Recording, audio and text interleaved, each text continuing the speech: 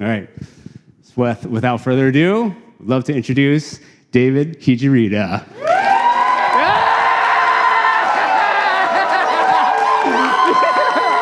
All right.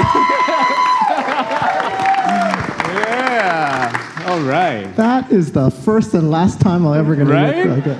That's the whole sweet. Now we have to deliver. That's actually, check my bucket list Yeah, stuff. it better be good. Well, cool. As I kind of quickly introduced, this is going to be a little bit of a different type of session. We're probably going to have a little bit of a conversation around David's experience, some of the Amazon artifacts that are well known publicly. But then, as David and I were talking about this for the last few days, he uses the analogy of like the learning hospital. Like one of the things that he's done in many different organizations is brought some of the key artifacts into these organizations and invited and built transparency so people could actually see how these things should be done. And so we kind of want to turn the second half of this conversation into an opportunity to engage and kind of brainstorm, ideate on different type of experiments that you all can take back into your organizations. So as we begin this talk, start thinking about maybe if there are specific challenges in your organizations that you're facing that you would love to actually brainstorm on with David and the rest of the people here. Is that cool? All right. So now we got some energy. So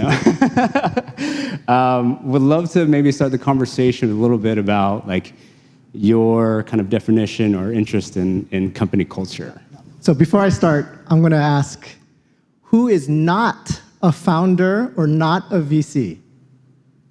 Okay, good, because I am one of those people. There's like everybody who speaks here is like a founder, a VC, and I'm like, gosh, I never get to raise my hand. So I'm just a normal person, right? And I grew up in Hawaii.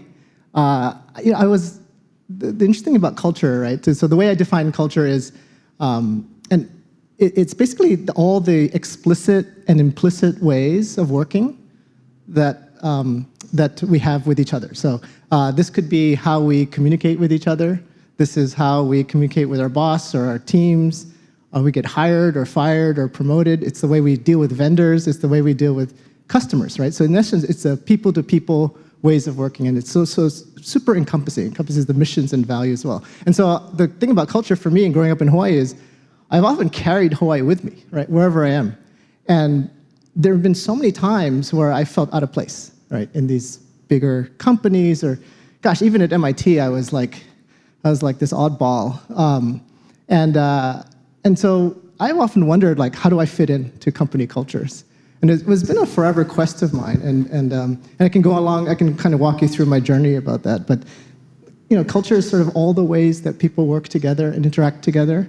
And this is a bit of my my journey along that line. Yeah. So maybe you can introduce a little bit about the start of your career and why. Yeah. Like double click on specifically as you are entering some of these organizations, how you found company culture to be so important to you. Yeah. So I started off, like, my academic studies are physics. So I went on to be a physicist when I was growing up. But I ended up like not wanting to do research. I went into New York City, knocked on doors, and found a bunch of ex-McKinsey consultants. And we did a startup management consulting thing, and I lived out of New York and traveled all over Asia and the world, mainly to banks. And I actually went into banking, like retail banking, consumer products, sort of credit cards, mortgages, checking accounts. And I really wanted to like create products that people could touch and use, everyday people. I got tired of the way banks treated customers. So talk about culture, right, at the time. And I'd kind of seen a few different companies, and when I looked at what made me happiest, it was rarely the job that I was doing.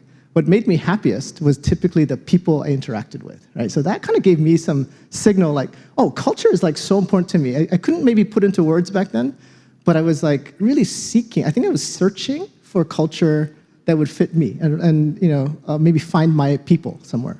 And so I was over in Seattle working with a large bank, kind of really thinking, gosh, is this what corporate companies are like?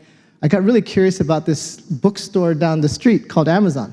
And this was 2006. And they talk about this customer obsession culture. And I was like, I need to go peek behind the curtains to see if there's anything there.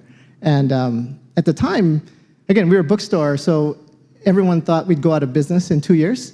And I did too. I thought I'm going to be there for 2 years and just kind of figure out what to do next. And so what happened, though, I stayed there for about 12 years. It kind of changed my DNA, right, as a person, and also my belief system about how to manage teams, manage companies, and what innovation execution means, right? Coming into Amazon, I was one of the few bankers there. And so for context, it was like 20,000 people, including all the fulfillment center workers. There was no Kindle, Echo. AWS was like really tiny ads. There was no advertising group to speak of. I mean, it really was kind of a retail store. And the first day I get in, I tried to print out a color print, like a deck or something. And I was searching around for a color printer. And I couldn't find one in the whole building until someone told me, oh, we don't print in color here. And I said, why not? And they said, well, because color ink costs too much money.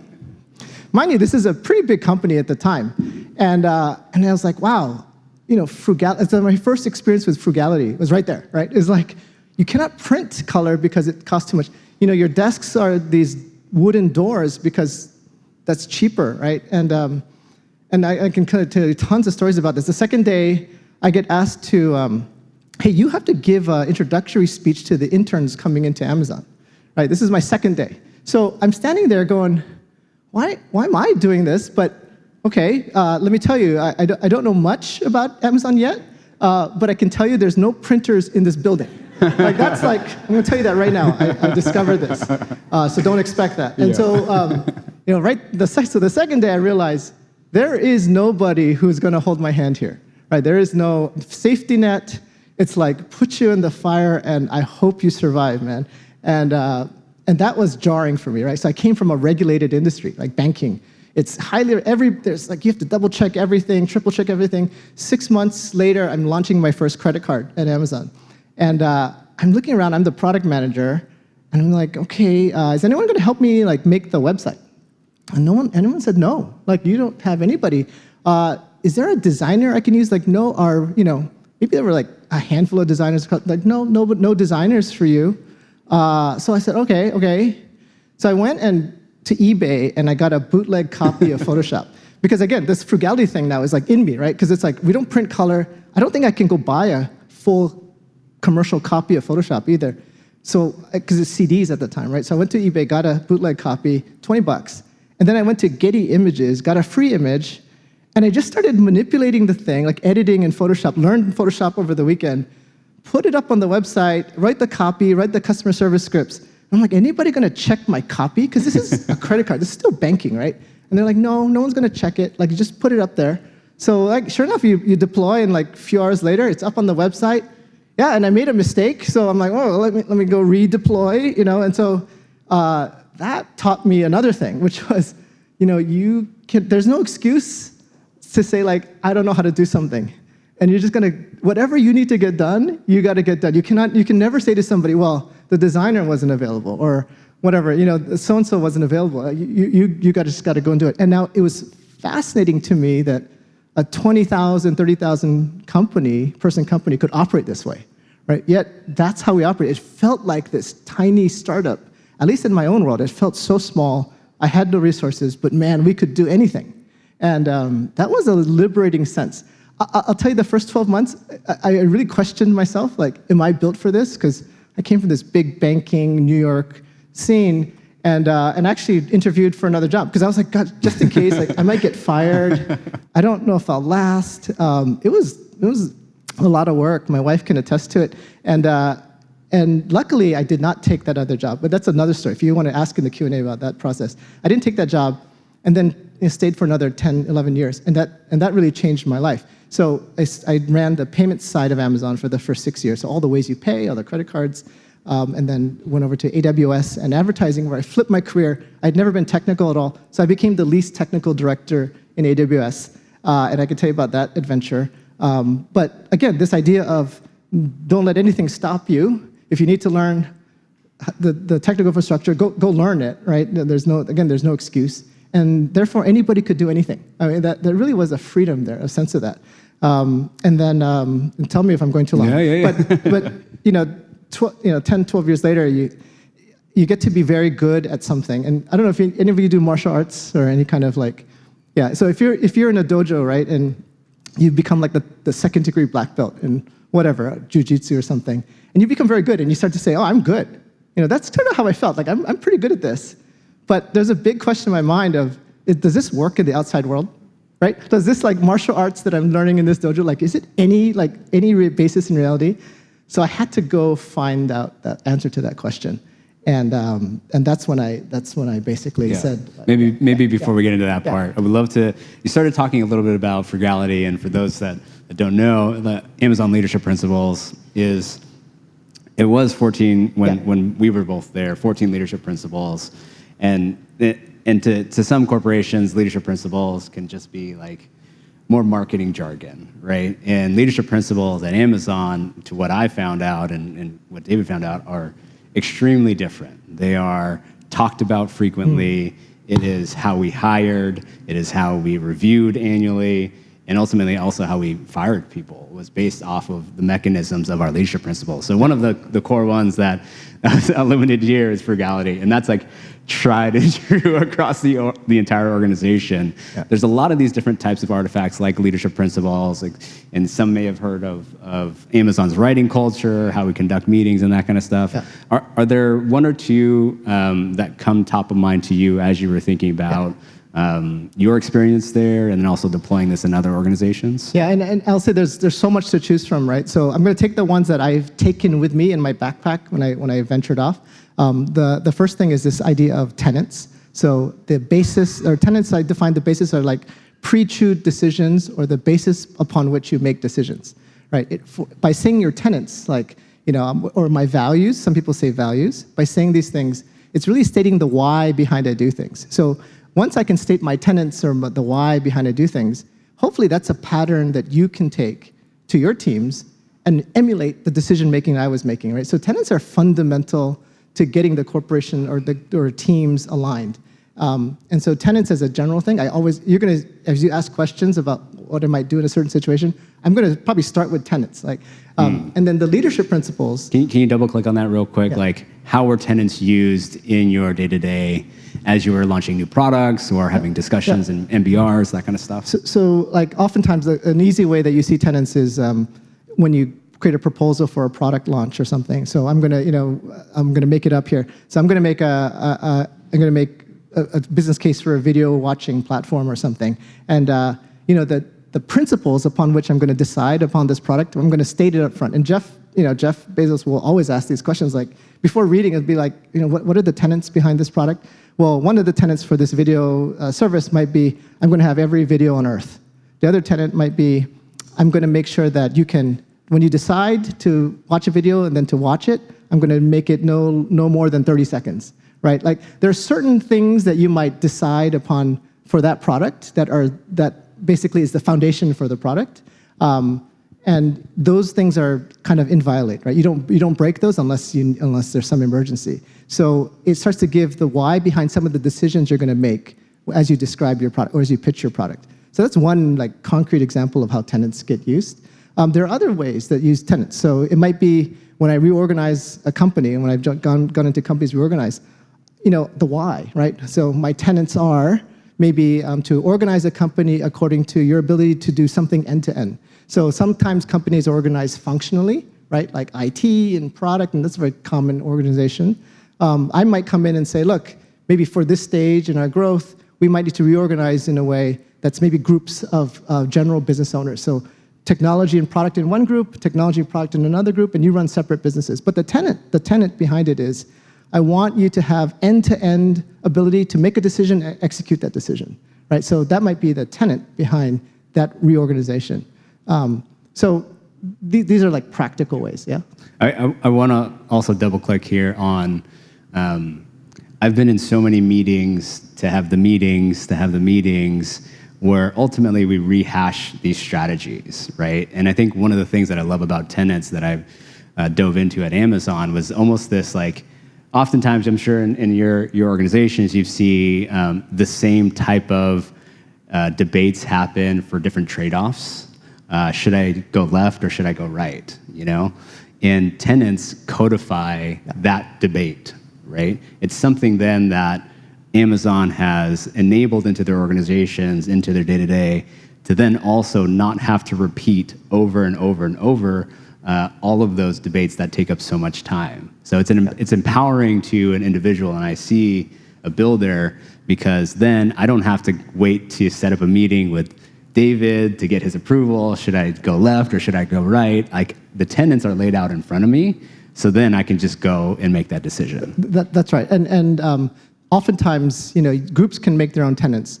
And then you get in front of Jeff or you get one of his direct reports and they'll say, you know what, we need to add a tenant here, right? So make sure you add this tenant. And all of a sudden, by adding that tenant gets cascaded everywhere. And so I'll give you one example. In the payments team, we often decided like, gosh, we got to move fast or we got to like add new products. And like we would go to the senior team and we'd say like, gosh, what's the most important thing we need to do? Like, because there's so many things we could do. And it was very clear. Like basically Jeff said, your first tenant is you will never have a breach of your credit cards.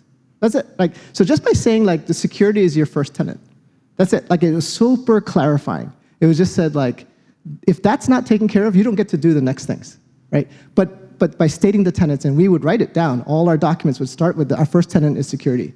It was very easy. Like you don't need to debate this thing. Like, oh, do we cut a corner here? No, you cannot, right? That's done. So tenants are pre-chewed decisions. That's how I think about it. So they've already been discussed and debated, and we kind of came to a conclusion like, this is it. This is what we should use. And the best tenants are controversial. Because this is what new teams do. Like new people come in and they say, well, I'm going to have some tenants. My tenant is the customer's always first. And I look at it and I say, I don't know if this really separates a decision, right? I mean, customer first is kind of baked into Amazon already. So to me, that's mom and apple pie, and it's not controversial at all. But if you said a tenant that says, we're going to prioritize customers that make more than $50,000 a year, okay, that's controversial. Like, that's not something we do. And so why did you make that tenant? And there might be a reason behind it. Maybe this product is priced really high, so therefore that's the people that can afford it. Or whatever it is, it doesn't matter. It creates the debate, and we hash it out. We argue it in the room. And we say, okay, we keep the tenant, or we don't keep the tenant. We change the tenant. But once it's there, it's pre-chewed, right, pre-argued. So the next group never has to argue that tenant again. Yeah. We'd love to maybe switch to a little bit more of the leadership principles. And so we talked about frugality. Are there any other leadership principles across Amazon that really resonate with you? So I'll tell you, customer obsession is like the first leadership principle that everyone at Amazon, it gets ingrained in your brain. And so I'm not going to spend too much time on it because it can also be pretty obvious sometimes, but this is where it's not obvious, right? So culture, the strength of a culture is not about like good or bad. Like, I don't think about culture as good or bad. Like you can argue that, hey, Amazon culture bad or Amazon culture good. That's not the debate for me. The debate is how consistently you apply your tenets or your leadership principles throughout the company until it hurts. And that last part really matters. It's easy to be values-based and mission-based in your everyday life, but it's very hard when it comes down to making hard choices, like using that to make a really tough choice. And this is a funny example, but I got to make friends with some folks in accounting, and they would always complain to me. They'd say, Jeff will never fund the accounting team. Like, they'll never give us resources. And I'm like, gosh, man, like, you guys are work so hard. Like, I cannot believe you don't get more resources. Here I am. I'm getting more resources. I'm building products. Like, I almost feel sorry for them. And I said, why won't he do this? He said, well, Jeff said, customers don't care about accounting. I mean, like talk about, like, it's a jarring thing to say that, right? Customers don't care about you. They care about the product. So if I'm going to decide where that next dollar goes, I'm going to put it to the products that customers care about. But by the way, customers don't care about the desk either, right? So your furniture is going to be crap too. Customers don't care about the kind of sandwiches you order at lunch. So therefore, you can only get the cheapest sandwiches at lunch. So, I mean, this is just consistently all the way through, right? So customer obsession, you may think it's easy, but man, if you really apply it, it's actually quite difficult, right? And then a few years later, all of a sudden there's a big accounting thing at Amazon. Like everyone's we gotta make accounting strong. I said, what happened? Like I thought Jeff said customers don't care about accounting and closing the books. And then they said, well, we told Jeff, we said, our customers are shareholders. They want to close the books. And he's like, Okay, yeah, that makes sense, right? So I'm not saying that. There's a lot of different customers. Yeah. So it's like that. That gave me this. It actually made me feel good in some strange. Like it made me feel like, wow, we really do believe this stuff. Like we don't just talk about it. It actually flows through in every kind of interaction you have, and that to me is a strong culture. Whether it's right for you or not, that's a different question, right? Cool. Yeah. Is there any additional? There's another one, right? Okay. So that's the customer. The one that I take with me and I bring to every company I join is this idea of be vocally self-critical. So it was one of the original 14 tenets when I joined. Ironically, it's no longer there, and so tenets can change. So and I can tell you about that too. But be vocally self-critical was eye-opening. So I came from banking in New York. It's like highly political. People are like fighting for a position and power and pretty bureaucratic. So you might have this in your own companies, right? Or it's like political. This one tenet changed all of that. It cut off all the politics. So what does that mean? So be vocally self-critical means I have to be introspective. So I have to know myself, and I have to be open about the things that I find out about myself. So vocally, you cannot be silently self-critical. You have to be vocally self-critical. So that means that in meetings, when I propose something, I'm going to give you all the reasons why you should do this. And then I'm going to say, let me be vocally self-critical. Like we use the word. Let me put the vocally self-critical hat. Let me now tell you why you shouldn't listen to anything I just said, right? But imagine if you could do that in your companies. It changes the conversation, right? It reduces the burden of the listener or of the reader to have to poke holes in your arguments, right? So in essence, it's a service you're doing. I think of it as like a service. You don't have to rack your brain. I've thought about this deeply enough that I could poke my own holes. And man, if you can have that kind of transparency, it changes all the interactions you have. And if you can practice that every day, the trust you have in people just goes through the roof. Another big one, when you're promoting somebody, promotion documents. This was highly difficult. You want to fight for your team members because you're fighting for promotions, right? You got a limited number of dollars. Every promotion document has to have a section that says why you should not promote this person. And I'll tell you, most new people, when they come in, they're like, this person works too hard. This person is, and it's like all these like platitudes given as like these slightly negative. It's kind of what you would say in an interview maybe. And I can tell you, so many times I'm reviewing these documents, I reject the documents and no, you can't, this is not it. You obviously haven't thought about why you should not promote this person. You obviously are not being transparent. To me, it says a lot about the manager. Right? It's not actually, because everybody's got flaws, and I can, if you ask me what my flaws, I'll tell you in a minute. But if that manager is not transparent enough about the flaws, it tells me something, gosh, do I trust this person? Do I trust their judgment? Can they be vocally self-critical? Right? These are the things that go through my mind. And so that changed my DNA, right? And I look for that in everyone I work with, my bosses, my peers, my team. When I recruit someone, I'm looking for vocally self-critical because it's so foundational. Without that, you can't improve, right? You can't introspect, and you can't learn, and you can't change because you're not open to it. Truth-seeking. Yeah, it's truth-seeking, and it's a vulnerability test too. You cannot do this in a company where you have a lot of fear. Yep. Have people heard of some of like Amazon's culture, like some of the artifacts or anything like that, or are there any ones that are interesting to you that you want us to discuss, or like there's a million different things. This could go like an. I mean, I love the fact that the memo, right? Why you always why you start there and no PowerPoint action document. Yeah. Like that's one that I think everyone should have. That's how actually technically began. Was me writing a memo. Do you want to give like a couple seconds on like meetings at Amazon? Yeah, talk about meetings and memos. So the question is like the memo and the artifacts. So this writing culture or narrative culture, they call it sometimes, different words for it. So the way I teach it in different companies has been this, is that there's several reasons to write memos. One of the first ones I was introduced at Amazon was PowerPoint slides. When you present in PowerPoint, and by the way, this is for meetings where you really want two-way interactions. If you have PowerPoint, you are dependent on the speaker to fill in the blanks of the PowerPoint. That slide's not going to have everything, right? Was it Guy Kawasaki said, whatever, 30-point font. Yeah, you're not going to have all the so all of a sudden the speaker, you're required to be a good speaker. And what if you're introverted? What if you're not a good speaker? Well, your ideas are no less valid, right? So you want to remove the variability of the speaker. So that's one. The second thing is, you notice in like these PowerPoint slides, you never get to the end of it, right? Because people tend to interrupt you during the slides. I have a question. Oh, that's going to be answered 5 slides down. Whatever. So these 30 slides, you get to maybe 20 or 10 or whatever, and you never finish the meeting. So what it does is it's synchronous consumption of data with PowerPoint slides. You're dependent on the presenter to go to the next slide, and then you consume. So with a narrative structure, you write this idea down. No more than 6 pages, which is actually very tough. Infinite appendix, by the way. But the 6 pages should tell the story. And what happens is when we all read, when we start a meeting, it's silence for 30 minutes. So it's like a library. And it's very disconcerting for people.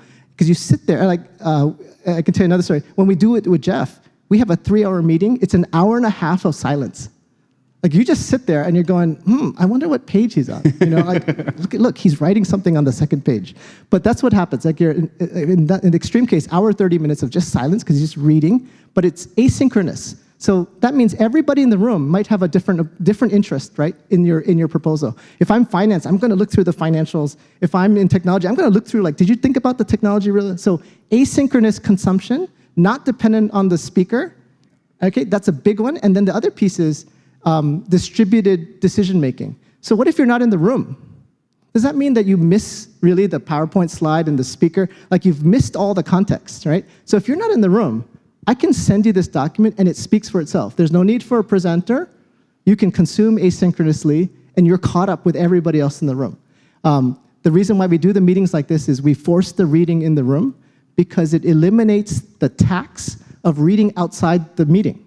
So think about this. If you have to read a document, right, you typically don't schedule time to read the document. Like, it's not scheduled. So half the people come to the meeting without reading a document or pre-reading the slides or whatever you call it. Half the people do. And if you just start with this assumption that people read, it's a terrible conversation. Half the people don't read it, and you have this really disjointed conversation.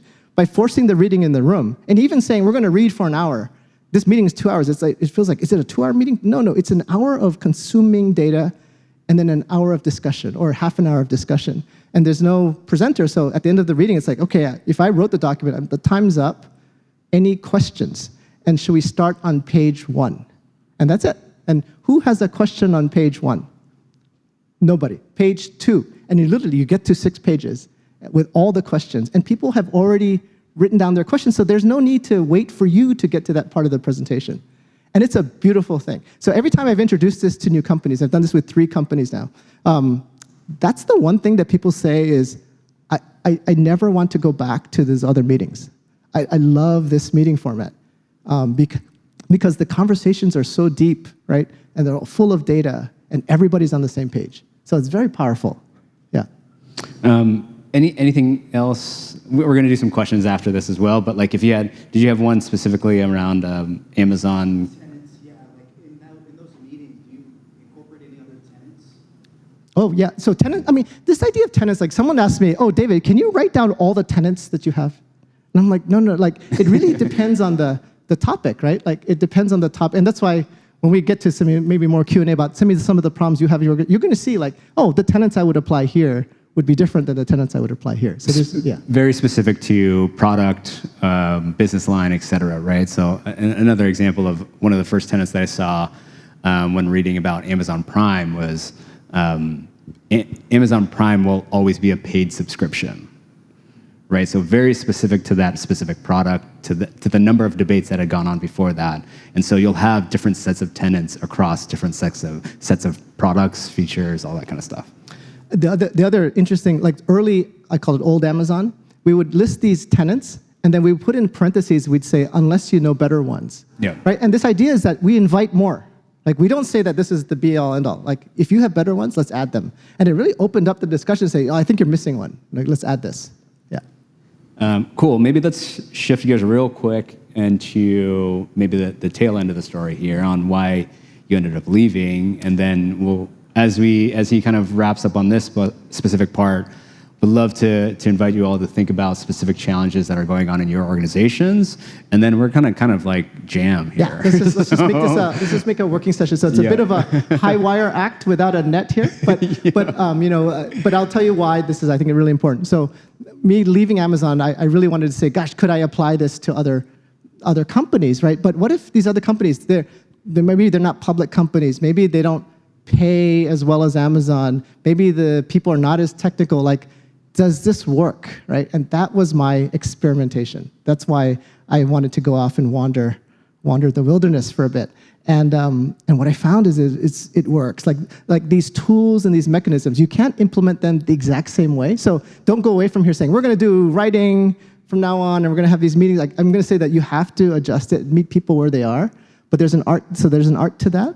But once you get them to taste and sip from it, they will start to like consume, and they'll want to keep pushing it. And that pattern has been very much the same everywhere I've been. And one of my missions was coming back home to say, gosh, I want to combine these components with really, keeping Aloha in mind, right? So could that happen here? Could it work here? I fundamentally believe I can, because Hawaii never left me, right? So I encapsulated, like, I think my culture growing up when I went to Amazon, and I was able to combine it.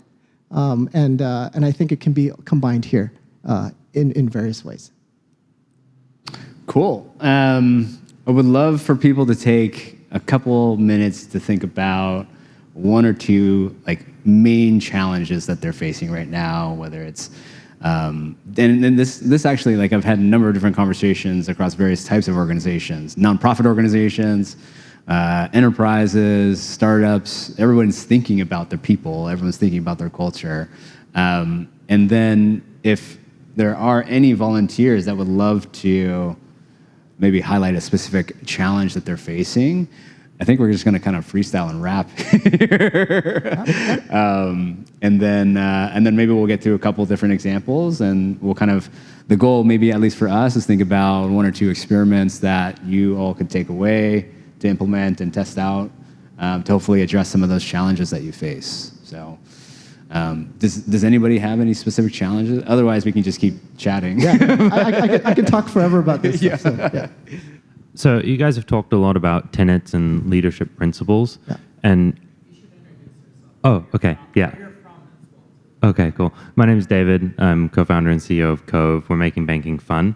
My team flew out from LA, so we're here to come visit and have a good time.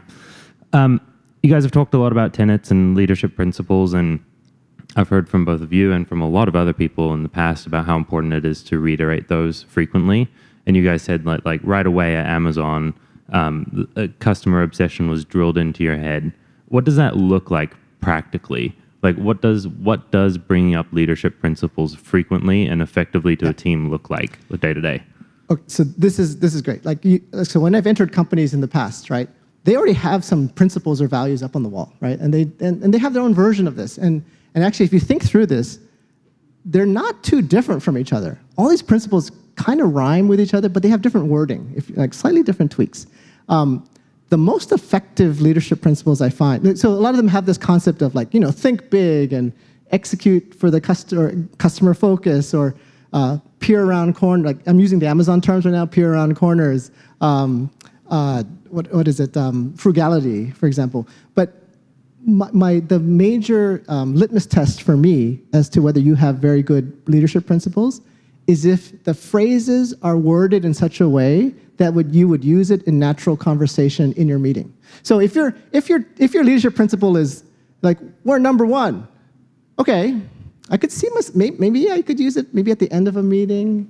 Hey, we're number one, right? Like it's a very it's kind of hard to use. I'm just making an example up in my head right now. But you might have your own company leadership principles. The question you should ask yourself is, do you actually use it, the phrasing, in your meetings to make it I just said, in a meeting, I'm going to transition. I'm going to say, okay, I just went from telling you why this is good for the customer. I'm going to be vocally self-critical and tell you why this is bad for the customer. But I use that phrase. I use the leadership principle phrase or that values in my meeting.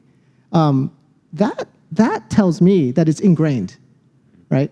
And that's sometimes very hard, because sometimes we want to use these as sort of marketing tools, and they kind of sound cool, But if it's not practically used, then it kind of lives on a wall. And then what happens is people interpret it for themselves to make it more usable in everyday meetings, right?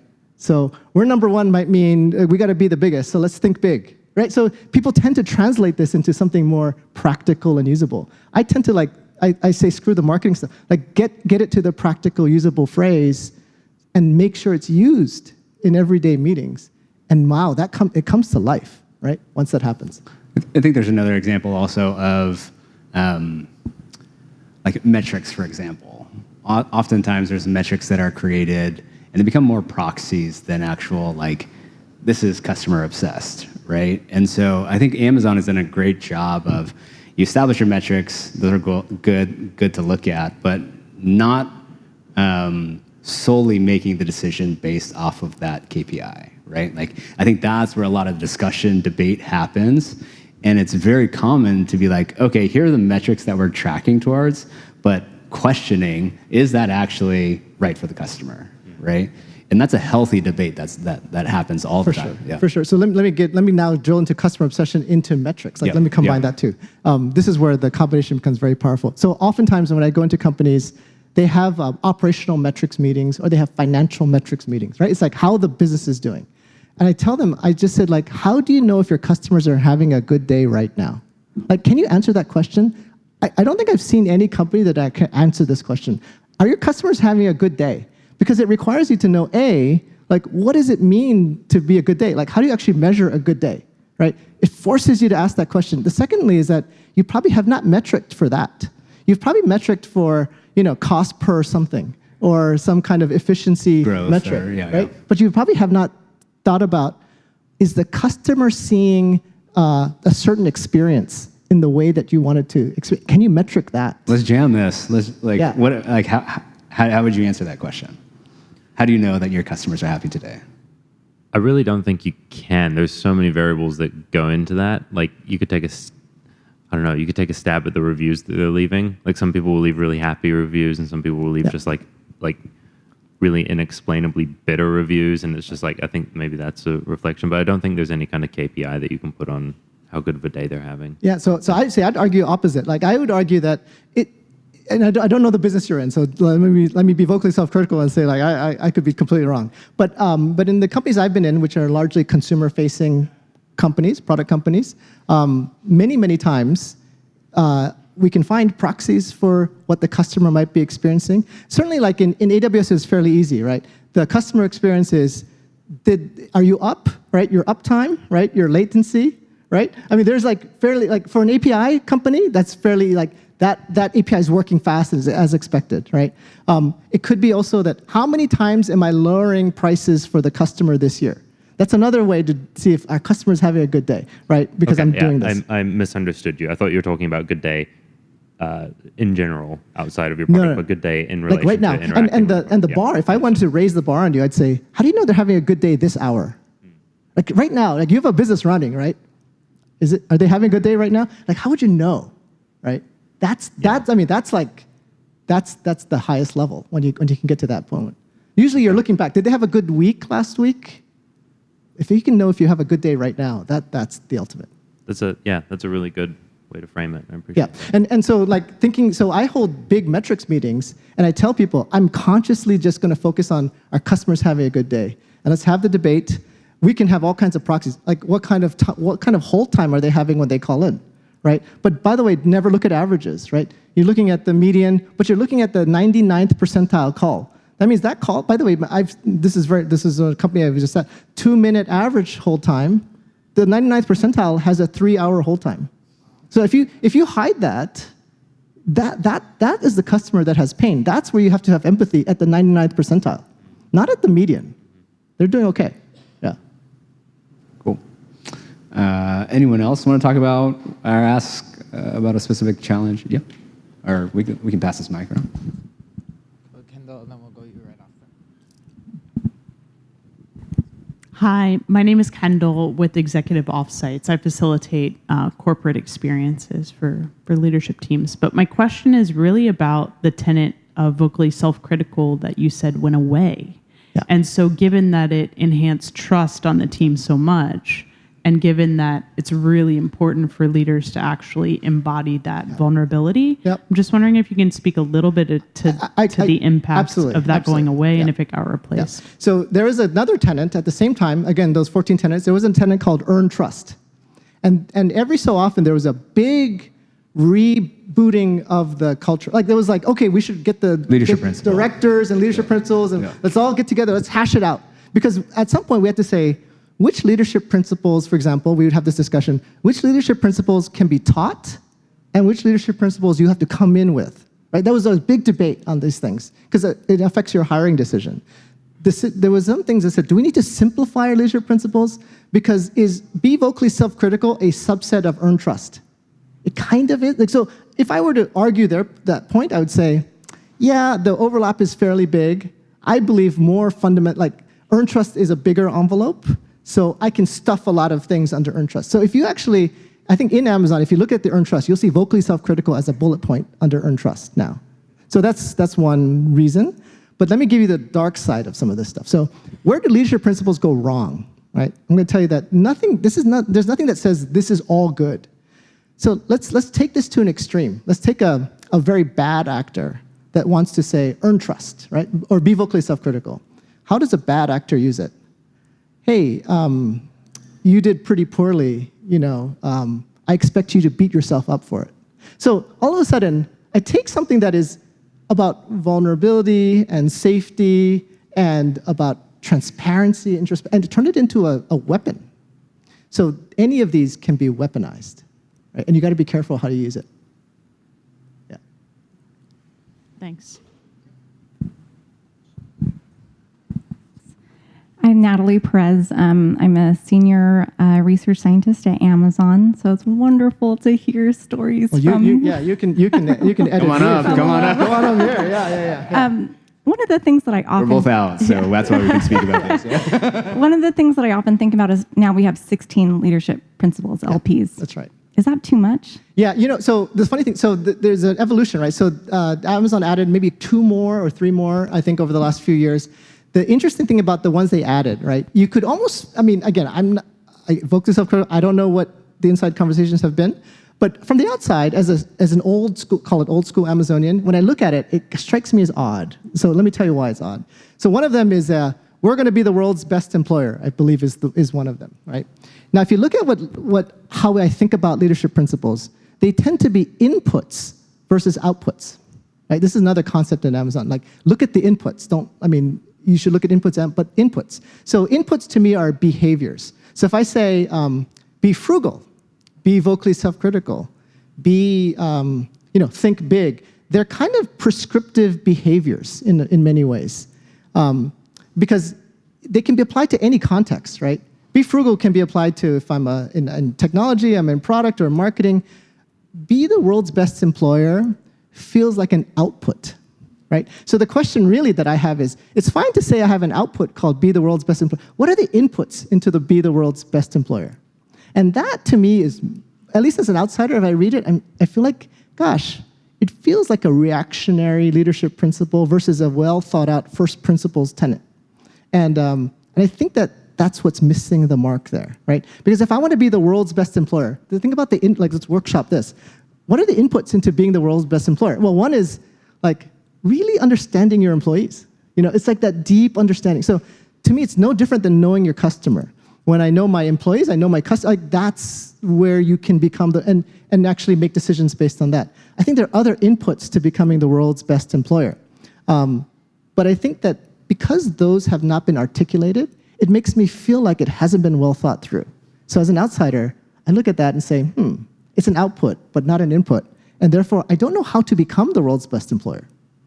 If I were there right now, you can tell me. That's Natalie's job. Yeah. She's getting the inputs from that. Right. So that's my impression as a old timer. Yeah. Thank you. I appreciate you sharing. Yeah.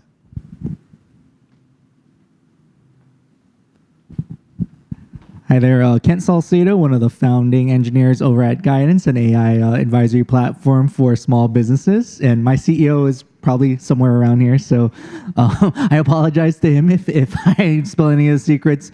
But We're a relatively small group, 6 people strong, and relatively new. Do you see any value in being explicit about the principles from the beginning, or is that something that just comes with time? Yeah, so I think many times I get asked this question about size. Like, what size do you have to start to really be explicit? And I would argue, you maybe can get away with like 2 people, 3 people, and maybe even 10 people. Like, I don't think there's a strict line there. But I will tell you, you already have a culture in your company. You just haven't stated it, right? You just haven't explicitly stated it. Because anytime people interact together, there is some kind of norm that's established about your interaction.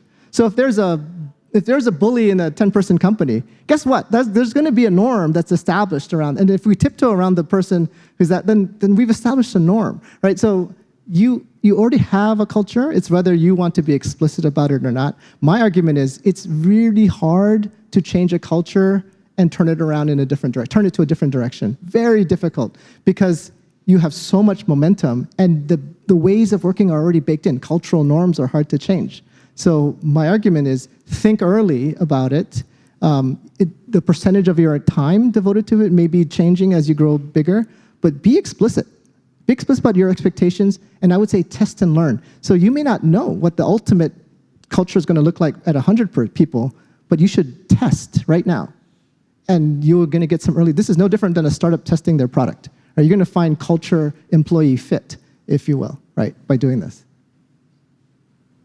Awesome answer. Vincent, I'll be sending you a memo. Yeah. Hi, my name is Anthony Martin. I'm at Pacific Realty. We have a really good culture right now, I feel, and we are guarding it with our lives. Yeah. And for future challenges, how would you recommend preventing the culture from breaking? Right. So again, I'm going to stray away from good versus bad culture, but it's a culture you like, right? Obviously, and you love it. And I bet you love it because it's consistent. Mm-hmm. It's highly consistent, right? Yeah. The CEO doesn't act any differently based on the culture than the new employee who comes in. Yeah. And that typically is the pattern. It's the consistency that you love.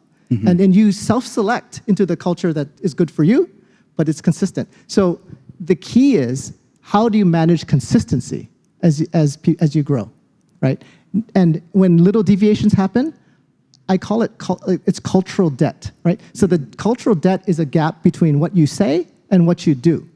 And if that gap grows, that's culture debt. And that at some point it becomes so big that we say, we don't even listen to what we say anymore. We just know what we do. And so every time the CEO says something, it's like, yeah, he or she says that, but we actually do this.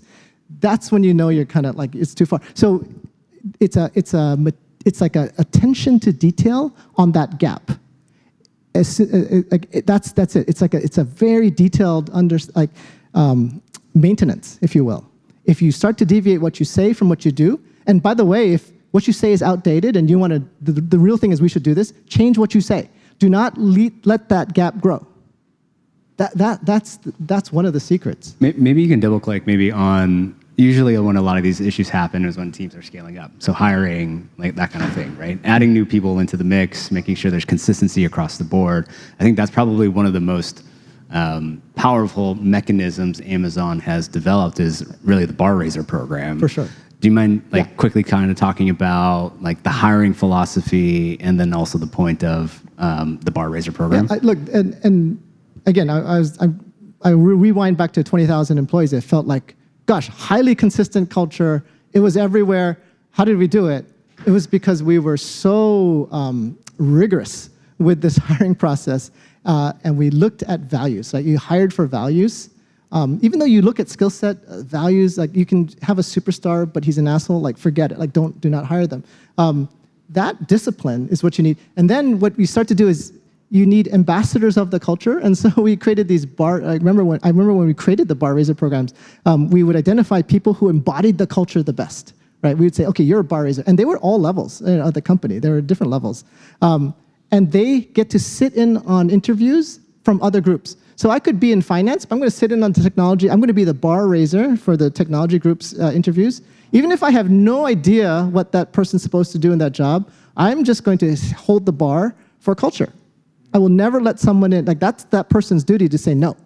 like that person should not come in here. One of the ways that this gets diluted is if you grow so fast, everybody comes with their own backpack of culture with them.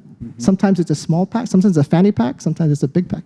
And that is inevitable. Like, you are hiring people for their experience, right? So people come in with their own experience. But if you don't have a great way to assimilate into the culture, by the way, this sounds like a cult, doesn't it, the way I'm saying it? But if you don't have a great way to assimilate them and really be explicit about what we do, people will fill in their own gaps, right? So if you don't talk about, by the way, this is how we run meetings. If you're not explicit about it, well, when I come in, I'm going to say, well, at Microsoft, we would run meetings like this. So I'm going to do that for my team, right? Just my team. And all of a sudden, you create this gap between what we say and what we do. And it is being very disciplined about saying, this is what we do. This is it. And so people have to snap to it. And the downside of this is people might say, well, gosh, how inclusive are you then, right? Because this is the other side of it. And that's why I would say it's not good or bad. It's about highly consistent or inconsistent. If you join Tesla, you know what you're getting, right? You know what Elon Musk is like.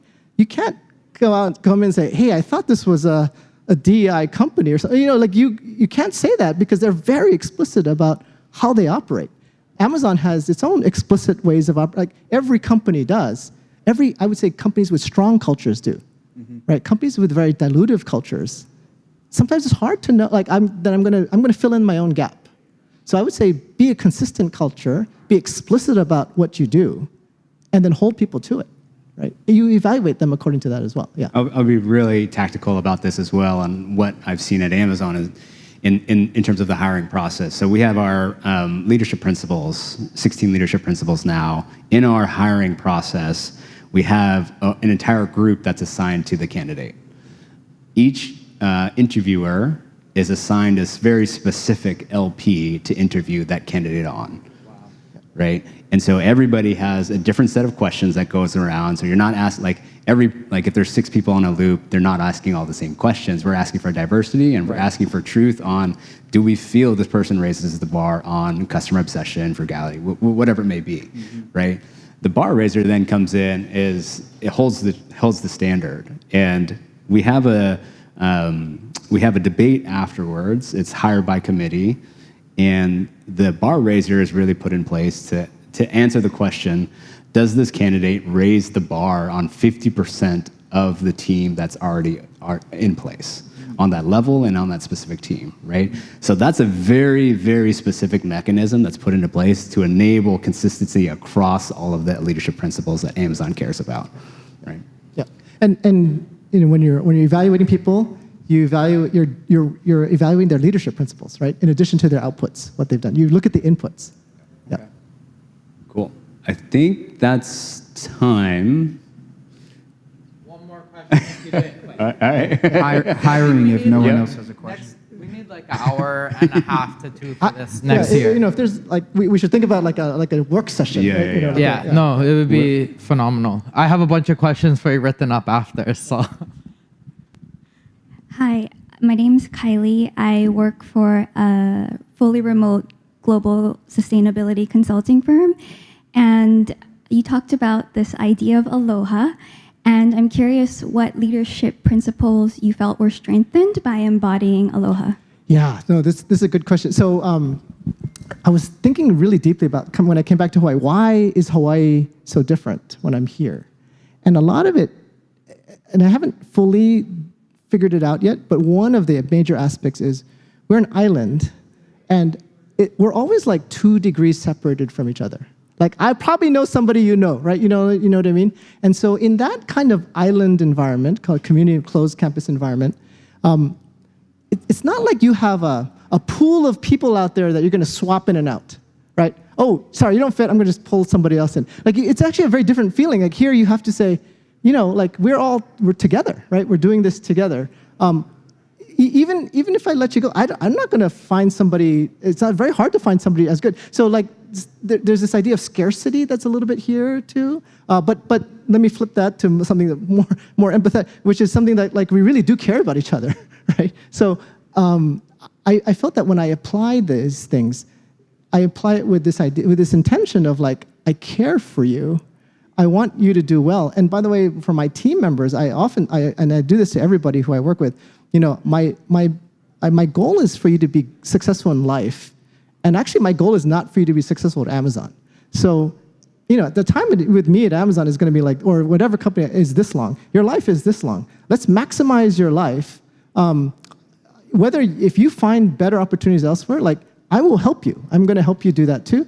Even if you're a star performer, I will never let you, like, I'm never going to like try to hold you back. And if you really are open, if your heart is open to that idea, like, it changes the dynamic, right, of between you, your relationship with other people, because they know that you have the best intentions for them at heart. And I fundamentally believe like that, operating with that Aloha spirit, to me that's Aloha spirit, is like foundational, because otherwise you can weaponize these things, right, into your own selfish needs. Yeah. All right. I think that's kind of a perfect way to end this specific conversation. I think David and I have talked about this a number of times outside of this, and it's something that's really close to us. And if people are willing or wanting to connect with us, we're happy to connect after this as well. And then maybe find other ways that we can continue the conversation and help you all as well. So thank you again. Thank you. Let's give it up. Thank you guys so much. Phenomenal.